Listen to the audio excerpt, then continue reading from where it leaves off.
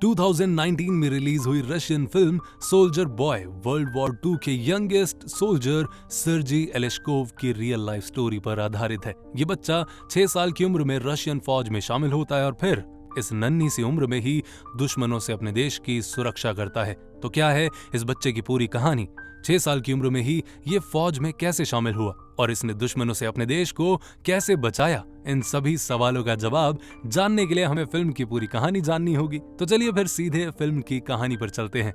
इस war film की कहानी की शुरुआत एक बेहद शांत माहौल से होती है, जिसमें हम देखते हैं कि 6 साल का सर्जी पेड़ पर खेल रहा होता है। नीचे उसकी मां नदी में कपड़े धो रही होती है और पास में ही उसका भाई मछली पकड़ रहा होता है। तभी इस खुशनुमा माहौल में दुश्मन जर्मनी का एयरक्राफ्ट मौत बनकर आता है। एयरक्राफ्ट की ओर से हमला शुरू होने वाला होता है कि तभी सर्जी की आंखें खुल जाती हैं। सर्जी ये सभी नजारा अपने सपने में देख रहा होता है। आंख खुलने पर उसे दरवाजे पर दस्तक सुनाई देती है। उसे लगता है कि बाहर गई हुई उसकी माँ और उसके भाई वापस आए होंगे। वो दरवाजा खोलने जाता है और तब वो देखता है कि दरवाजे पर उसकी माँ और भाई नहीं, बल्कि उसकी पड़ोसन है जो बेहद ही घबराई हुई है।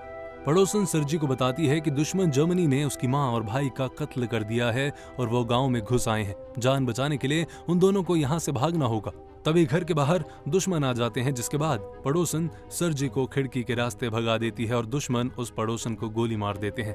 भागते हुए सर्जी देखता है कि दुश्मनों ने उसके पूरे गांव में आग लगा दी है। वो दुश्मन सैनिकों को कुछ महिलाओं के साथ जबरदस्ती करते हुए भी देखता है। ये सब देखकर सर्जी काफी डर जाता है और वो भागते भागते जंगल में पहुंच जाता है। सर्जी जंगल में इधर उधर भटक कर ही रात बिताता है। अगली सुबह उठकर सर्जी एक नदी में पानी पी रहा होता है और तभी उसे जर्मन सैनिकों की आहट सुनाई देती है। सर्जी जल्दी से वहां से भागकर एक पेड़ की जड़ में छुप जाता है। जब सर्जी पेड़ के पास छुपा होता है तभी वहां एक खतरनाक सांप आ जाता है। सर्जी को सांप से डर तो लगता है, लेकिन इस मासूम से बच्चे को भी पता होता है कि बाहर खड़े सैनिक इस जहरीले प्राणी से भी ज्यादा खतरनाक हैं। इसलिए सर्जी सांप को देखकर भी चुपचाप वहीं बैठा रहता है। जर्मन सैनिक नदी किनारे आकर पानी पीते हैं, आग जलाते हैं और फिर नदी से मछली पकड़कर उसे पकाकर खाते हैं। मछली खाने के बाद वो सभी वहां से चले जाते हैं। सर्जी वहां से निकलकर फिर से चलना शुरू करता है। 2 दिनों से लगातार चलते रहने के कारण सर्जी के जूते और कपड़े फट चुके होते हैं और भूख से इसकी जान निकल रही होती है। इन सब परेशानियों के बावजूद 6 साल का सर्जी हिम्मत नहीं हारता और जंगल में चलते रहता है। तभी जंगल में दुश्मनों का हमला होता है और फिर डर के मारे सर्जी वहां से काफी दूर भाग जाता है। भागकर काफी दूर जाने के बाद सर्जी थक कर एक जगह बैठ जाता है और फिर उसे नींद आ जाती है। सर्जी जब सो रहा होता है तभी गश्त के लिए निकले कुछ रशियन सैनिकों की नजर उस पर पड़ती है। ये लोग सर्जी को जंगल में अपने कैंप में ले जाते हैं। कैंप में आने के बाद सर्जी से उसकी फैमिली के बारे में पूछा जाता है, जिसके बाद सर्जी जर्मन सैनिकों के द्वारा अपने गाँव में की गई क्रूरता के बारे में बताता है और ये भी बताता है कि अब उसका इस दुनिया में कोई नहीं है। सर्जी को खाना खिलाया जाता है और फिर उसका इलाज किया जाता है। सर्जी का इलाज करते हुए काटिया नाम की एक नर्स सर्जी को अपनी बच्चे की तरह प्यार करने लगती है और कैंप के बाकी सैनिक भी सर्जी से प्यार करने लगते हैं। कमांडर कुज़नेत्सोव सर्जी को ऑर्फनेज भेजने का फैसला करते हैं, जिसके बाद काटिया कमांडर से रिक्वेस्ट करती है कि सर्जी को यहीं रहने दिया जाए, लेकिन कमांडर इसके लिए तैयार नहीं होते हैं और काटिया निराश होकर वहां से चली जाती हैं। अपने परिवारों से दूर हर वक्त युद्ध के साए में रहने वाले यहाँ के सैनिकों को सर्जी से काफी ज्यादा लगाव हो जाता है। सर्जी सैनिकों की आंखों का तारा बन जाता है। जब कमांडर काटिया की बात नहीं मानता है तब एक दूसरा सैनिक कमांडर के पास जाकर सर्जी को यहाँ रखने की बात कहता है, जिसे सुनकर कमांडर गुस्सा हो जाता है। इसके बाद जर्मनी की सेना टैंक लेकर रशियन कैंप पर हमला बोल देती है। सभी सैनिक युद्ध में बिजी हो जाते हैं। युद्ध खत्म होने के बाद अगले दिन ऑर्फनेज की एक गाड़ी सर्जी को लेने आती है, लेकिन सर्जी काफी ज्यादा रोता है और यहाँ से जाने से मना करता है। कमांडर खुद भी सर्जी को प्यार करता था, लेकिन वो सर्जी को यहाँ से दूर इसलिए भेजना चाहता था ताकि वो सुरक्षित रहे। पर जब कमांडर को एहसास हो गया कि सर्जी सैनिकों के बीच ही खुश रह सकता है, तब कमांडर का भी दिल पिघल जाता है और वो सर्जी को गले लगाकर कहता है कि क्या वो उसका बेटा बनेगा।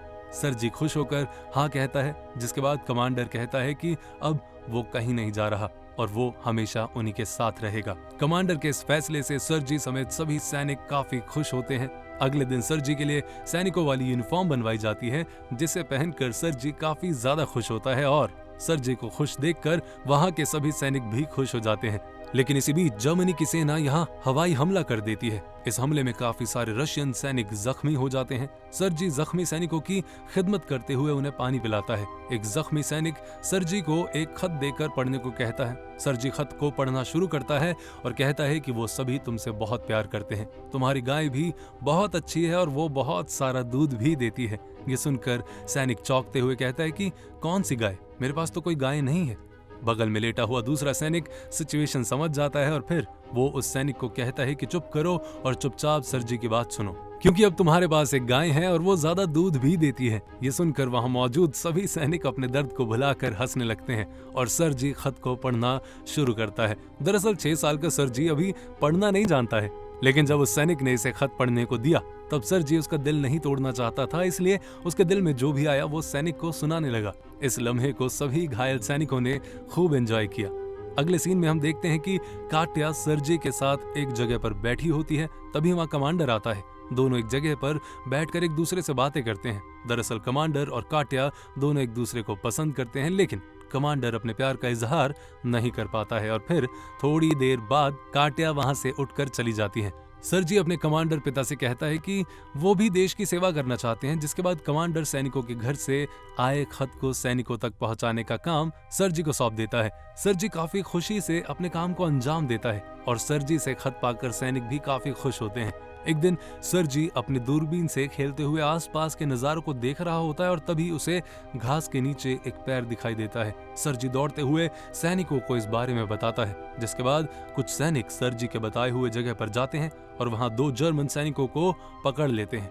हर कोई सर्जी की बहादुरी का कायल हो जाता है। इसके बाद हम देखते हैं कि कमांडर के पास सर्जी के अडॉप्शन का लीगल डॉक्यूमेंट आ जाता है। कमांडर और सर्जी कानूनी रूप से बाप बेटे बन चुके होते हैं। कमांडर ये खुशखबरी काट्या को बताने जाता है, लेकिन वो काट्या को किसी और सैनिक के साथ देखता है, जिसे देखकर कमांडर को लगता है कि वो सैनिक काट्या का प्रेमी हो सकता है, जिसके बाद कमांडर वहां से चला जाता है। हालांकि ऐसा कुछ नहीं था और काट्या भी दिल ही दिल कमांडर से ही प्यार करती थी। इसके बाद जर्मन फिर से यहाँ हमला कर देते हैं। हमले के दौरान एक सैनिक सर्जी को बेसमेंट में जाने को कहता है और सर्जी उसकी बात मानते हुए वहां चला जाता है। वहां जाकर सर्जी अपने कमांडर पिता को काफी परेशान देखता है, क्योंकि फोन लाइन का कनेक्शन कट चुका होता है और कमांडर को इस हमले की जानकारी आगे भेजनी होती है। कमांडर एक सैनिक को फोन लाइन के टूट चुके कनेक्शन को ठीक करने को बोलता है। वो सैनिक गोलियों से खुद को बचाते हुए वहां से निकलता है और सर्जी भी चुपके से उस सैनिक के पीछे पीछे चला जाता है, लेकिन कनेक्शन ठीक करने से पहले वो सैनिक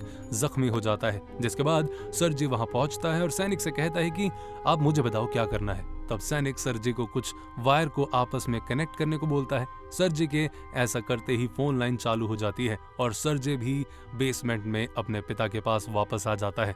इस युद्ध के बाद फाइनली कमांडर काट्या को प्रपोज कर देता है और काट्या भी तो इसी दिन का इंतजार करती है, तो वो भी हाँ बोल देती है। एक बार फिर जर्मनी की सेना यहाँ हमला कर देती है। इस हमले में सर्जी और उसके कमांडर पिता जख्मी हो जाते हैं। दोनों के ठीक होने के बाद ये दोनों बाकी सैनिकों के साथ कई और युद्ध में भी हिस्सा लेते हैं और सर्जी जर्मन से लड़ने के लिए पोलैंड तक जाता है।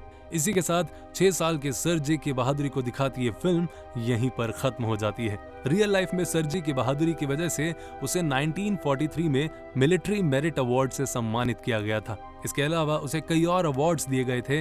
युद्ध के बाद सर्जी के कमांडर पिता और नर्स माँ ने उसे पढ़ाने का फैसला किया और फिर इसने लॉ की पढ़ाई पूरी की और 1990 में वर्ल्ड वॉर 2 के सबसे छोटे सैनिक सर्जी की मौत हो गई। तो जी ये थी आज की फिल्म की एक्सप्लेनेशन। आपको कैसी लगी मुझे कमेंट करके जरूर बताएं। वीडियो को लाइक करें, शेयर करें, जो करना है करें और चैनल को सब्सक्राइब करें। और हाँ, अपना और अपनों का ध्यान रखें।